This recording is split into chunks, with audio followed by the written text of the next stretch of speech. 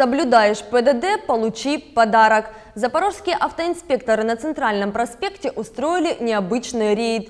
За последние сутки в области не зафиксировали ни одного ДТП с пострадавшими. Вот и решили наградить водителей за сознательность. Что дарили, видели наши журналисты.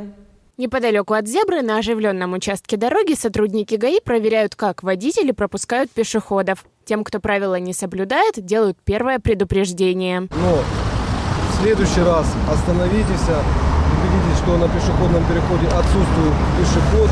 Лишь только тогда продолжите движение. Договорились? Понятно. Все, счастливого пути. Останавливают автоинспекторы и сознательных автолюбителей. Для них сотрудники ГАИ подготовили небольшой сюрприз. Правильно, так как вы делаете, пропускаете всегда пешеходов, я смотрю. И хотели вам подарить небольшой такой подарочек. Канун Нового года. Это неожиданно. Обычно по другим поводам останавливают. В ГАИ уверены, эти подарки будут лишний раз напоминать водителям о том, что правила дорожного движения нужно соблюдать. Подарок подарен в канун Нового года. Подарок подарен в день, когда на дорогах области не произошло ни одного тяжкого дорожно-транспортного происшествия. Ну и с пожеланием того, чтобы таких дней было бы в жизни автомобилистов как можно больше. Свои подарки получили и пешеходы. За время съемки сюжета ни одного нарушения с их стороны наша камера не зафиксировала.